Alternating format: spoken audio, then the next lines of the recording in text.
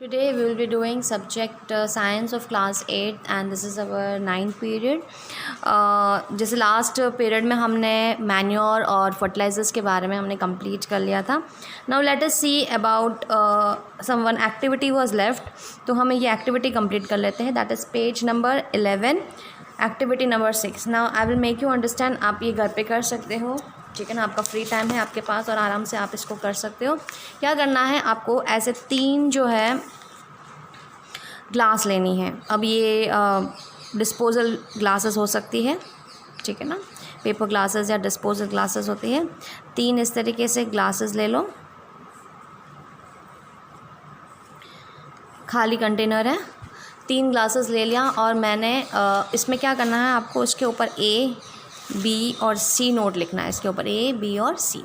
अब आपको करना क्या है, इसके अंदर आपको मिट्टी डालनी है. जैसे आपने मिट्टी डाल दी, सॉइल डाल दिया. ये जैसे मैंने सॉइल पूरा कंप्लीट तीनों में बराबर से सॉइल डाल दिया. ओके. अब ए में आपको थोड़ा सा काऊ डंग डालना है, गोबर. ओके. मतलब सॉइल के साथ आपने और क्या डाला है, काऊ डंग. दूसरे में आपको सॉइल के साथ डालना है यूरिया, या फिर हम एक कोई भी आपके घर में जैसे केमिकल कोई फर्टिलाइज़र्स पड़ा है वो आपको डालना है, ठीक है ना. तो यूरिया एक केमिकल फर्टिलाइज़र है. और तीसरे में आपको क्या, सिर्फ सॉइल ही रखना है. तीसरे में आपको उसको क्या करना है, सिर्फ सॉइल ही रखना है. फिर अब 4-5 सीड्स, 6-7 सीड्स जो है हर में आपको डालना है. इसमें से अच्छे से मिक्स कर दो और फिर सीड्स डाल दो. आप कौन से भी सीड्स डाल सकते हो, मूंग के, चने के. मेरे हिसाब से मूंग के जो है अच्छे से ग्रो हो सकते हैं. तो मूंग के आपने सीड्स डाल दिए और रेगुलर, आपने ज़्यादा डीप नहीं डालना है. और सीड्स आपने डाल दिया, उसको थोड़ा सा मिट्टी से कवर कर लो और फिर रेगुलर उसको अच्छे से साइड में कहीं खिड़की के पास में वहाँ रखो और रेगुलर थोड़ा थोड़ा पानी डालो. ज़्यादा भी नहीं डालना है, थोड़ा थोड़ा डालना है. और आप ऑब्ज़र्व करो, कुछ दिन के बाद आप क्या ऑब्ज़र्व करोगे कि इनकी सैपलिंग्स, मतलब जो पेड़ बाहर आएंगे, ठीक है ना, जो छोटे छोटे पौधे बाहर आएंगे, जिसको सीडलिंग्स कहते हैं, ये छोटे छोटे पौधे बाहर आएंगे.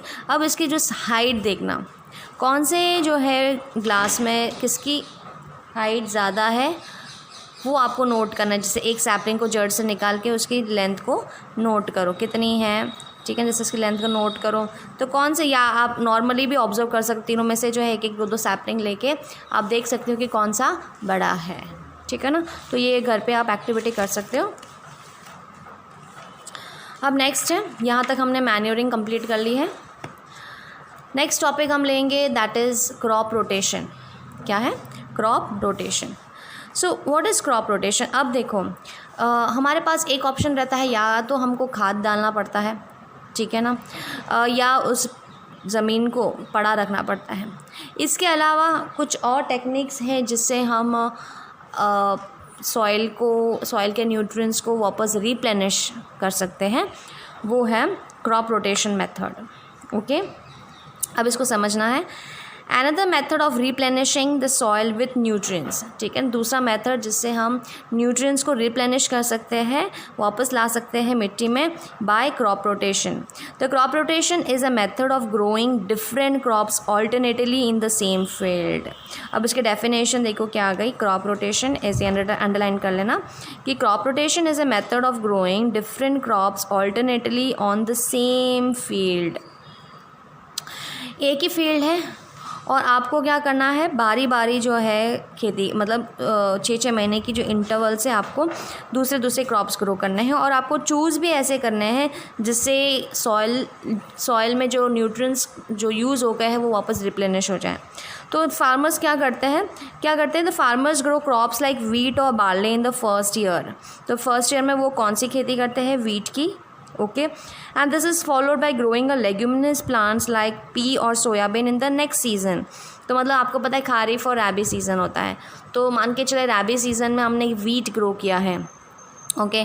तो खारिफ सीज़न में आपको कोई भी लेग्यूमिनस प्लांट, मतलब दाल वाले पौधे लेने हैं, क्योंकि एक्चुअली लेग्यूमिनस प्लांट में एक अच्छी प्रॉपर्टी होती है, वो हम देखने वाले हैं कि लेग्यूमिनस प्लांट ही क्यों लेते हैं. तो लेग्यूमिनस प्लांट क्या करता है, it helps in replenishment of the soil with nitrogen. वो क्या करता है, मिट्टी में जो नाइट्रोजन यूज़ कर लिया है जो पौधों ने, उसको वापस मिट्टी में डाल देता है। ये एक खूबी होती है लेग्यूमिनस प्लांट में। अब किस तरीके से डालते हैं वो हम आगे टॉपिक में देखते हैं। ओके, सो ये देखो, ये आपको दिख रहा है, ये एक रूट नोड्यूल है लेग्यूमिनस प्लांट का, ठीक है, मतलब जड़ें। अगर आपके पास, आपके घर में अगर आपने कोई लेग्यूमिनस प्लांट ग्रो किया तो उसको जड़ों को एक बार निकाल के देखना, ठीक है ना। क्या दिखेगा आपको कि इस जड़ों के साइड में छोटे छोटे इस तरीके से जो है पिंक कलर के आपको गोल गोल नोड्यूल्स दिखेंगे, इसको रूट नोड्यूल्स कहते हैं। अब क्या खासियत है इसमें वो हम देखने वाले हैं। How leguminous plant increase fertility of the soil. अब क्वेश्चन आ रहा है कि लेग्यूमिनस प्लांट किस तरीके से सॉइल को अच्छा कर देता है, फर्टाइल कर देता है। तो देखते हैं। सर्टन नाइट्रोजन फिक्सिंग बैक्टीरियाज, देखो ये बहुत इंपॉर्टेंट चीज़ है। Nitrogen fixing bacterias are known to replenish in roots of leguminous plant. On the roots, the bacteria develop nodule called as root nodule. The bacteria live in symbiotic association with the roots of the leguminous plant and help to fix atmospheric nitrogen. The nitrogen so fixed can be used by the plant root from the soil. This is how the fertility of the soil is increased by the leguminous plant. The process of converting atmospheric nitrogen into compounds which can be used by plant is called as nitrogen fixation. तो ये nitrogen fixation का definition आ गया। अब हम समझेंगे इस topic को क्या होता है।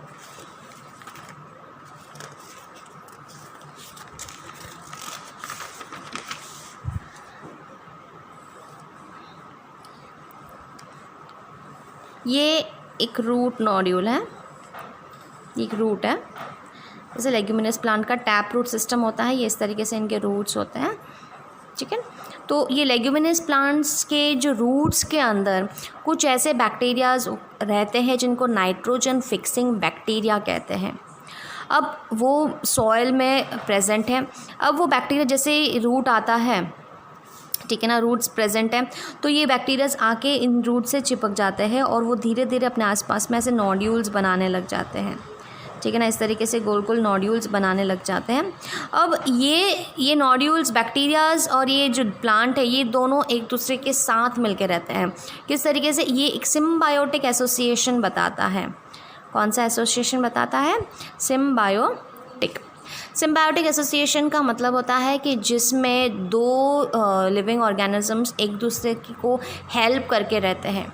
अब किस तरीके से, देखो, प्लांट उसको, इस बैक्टीरिया को सारे न्यूट्रिएंट्स प्रोवाइड करता है। ये प्लांट क्या करता है, प्लांट के जड़ों से वो उसको न्यूट्रिएंट्स मिलता है।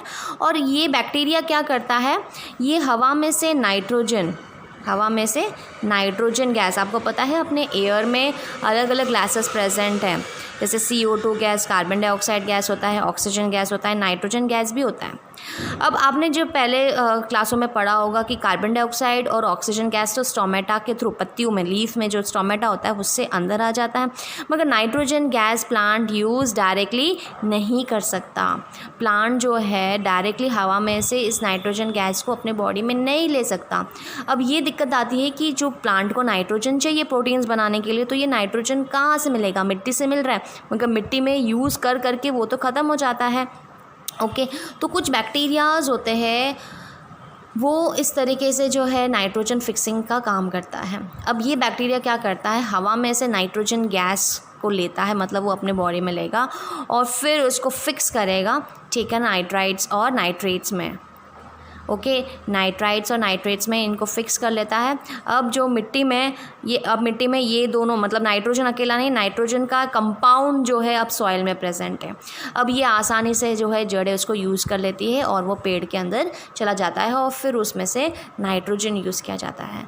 तो समझ में आया ना। तो नाइट्रोजन क्यों इम्पॉर्टेंट, मतलब ये बैक्टीरियाज क्यों इम्पॉर्टेंट है? ये नाइट्रोजन को फिक्स करता है, मतलब हवा में से नाइट्रोजन को लेके सॉइल में फिक्स करता है और फिर सॉइल में से जो है प्लांट आसानी से उसको ले सकता है, ठीक है ना। इसलिए जो है लेग्यूमिनस प्लांट्स में ये एक खूबी होती है जिसके कारण वो मतलब हम जो है एक सीज़न के बाद दूसरे सीज़न में हम कोशिश करते हैं कि हम कोई लेग्यूमिनस प्लांट ग्रो करें जिससे जिससे फसल मतलब आपको मैन्योर या फर्टिलाइजर्स डालने की ज़रूरत नहीं पड़ेगी, कुदरती तौर से जो है मिट्टी अच्छी हो जाती है, फर्टाइल हो जाती है।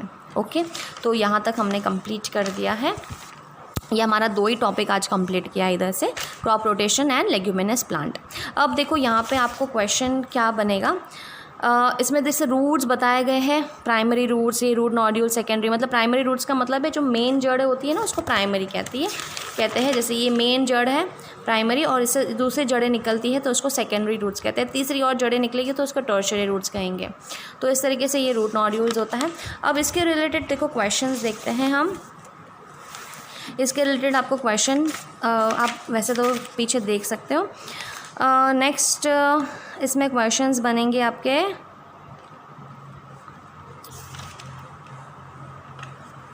एक तो 8 क्वेश्चन आपको करना है। Okay, explain how soil gets affected by the continuous plantation of the crops in the field. Continuous crop plantation से जो है क्रॉप्स को क्या इफ़ेक्ट होता है, ठीक है। अब देखो ये आपको पेज नंबर मिलेगा यहाँ पे, पेज नंबर 10 पे। The crop plants obtain their requirement from minerals from the soil. Continuous growing of crops in succession renders the soil deficient in nutrients and this reduces the crop yield. तो ये आपका answer रहेगा 8 का, ठीक है ना। NCERT questions के अंदर से ये 8 का आंसर है। अब कुछ और क्वेश्चंस इसके रिलेटेड अगर है तो हम देख लेते हैं एक बार।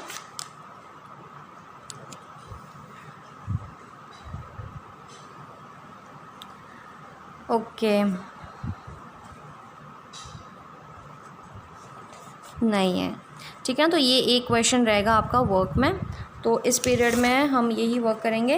तो आपका पीरियड नंबर 9 में आपको सिर्फ पेज नंबर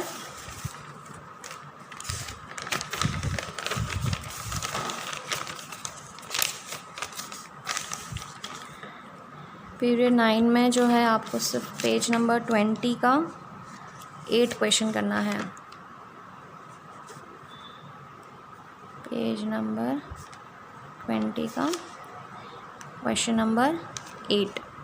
ओके, ये आपका जो है होमवर्क रहेगा, प्लस आपको ये एक्टिविटी भी करनी है घर पे, ठीक है ना।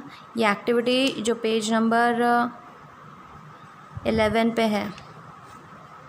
ओके, पेज नंबर में मतलब आपको 3 छोटे से कप्स लेने हैं और उसमें सॉइल डाल के सीड्स डालने हैं और फिर ऑब्जर्व करना है। तो ये आपका वर्क रहेगा।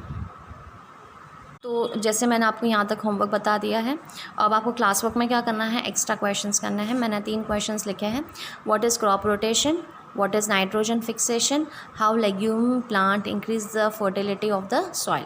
अब देखो आपको यहाँ पे आंसर्स मिले, जो मैंने 2 पैराग्राफ पढ़ाया है उसी में ये आंसर्स हैं। यहाँ पे ये crop rotation is a method of growing different crops alternatively on the same field. Okay, ये क्रॉप रोटेशन है। नाइट्रोजन फिक्सेशन का प्रोसेस यहाँ पे आपको दिखाई दे रहा है। The process of converting atmospheric nitrogen into compound which can be used by the plant is called as nitrogen fixation. ये पेज नंबर 13 पे है। और यहाँ पे क्वेश्चन आएगा how legume plants increase the fertility of the soil. ये यहाँ पे मिलेगा कि certain nitrogen fixing bacterias are known to be present in the root of the legume plant. Plant तक करने के बाद the bacteria live in symbiotic association with the roots of leguminous plants and help in fixing of nitrogen and the nitrogen are fixed and can be used by the plant root and this is how the fertility is. ये पूरा यहाँ तक आएगा। Okay, तो आपको ये answers लिखने हैं अपनी नोटबुक में।